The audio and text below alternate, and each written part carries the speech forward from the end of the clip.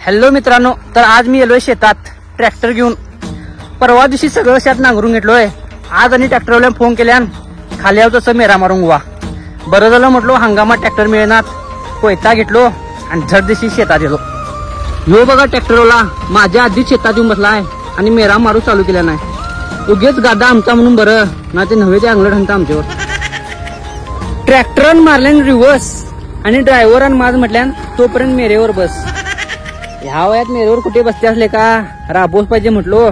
आणि तोपर्यंत ट्रॅक्टरच लागलेल्या सगळ्या फांद्या तोडून घेतलो आणि तोडलेल्या सगळ्या फांद्या गाजाच्या बाहेर टाकलो. नांगरताना येले बगळे आणि हुन ते खर्च लागले. आता नांगरून टाक म्हटलो गादे सगळे.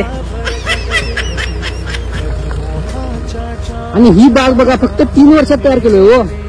पद्धतशीर खालच्या ठाण्या मारून वर तोडलो, म्हणजे खालती झाडाबुडी ट्रॅक्टर जाऊन येऊस बरं हो. आणि फांद्या पसारायला राहिलं की गाद्यात पीक गाव नाही म्हणतात. नांगरून घिसक मी मेरेवर बसलो आणि आंबा खालो.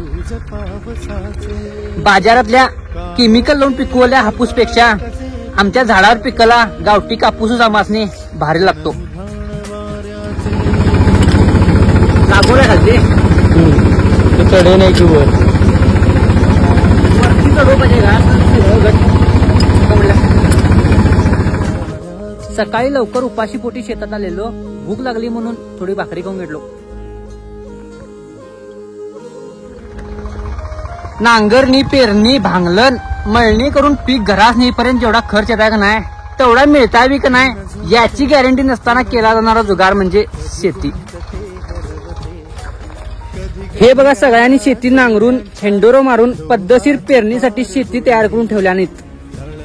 तर तुम्ही कमेंट मध्ये सांगा कोणाकोणाची शेतं तयार झालेत आणि कोणाची व्हायची आहेत. Bye bye. 4 क्षणांना मन हे वेडे फुलते.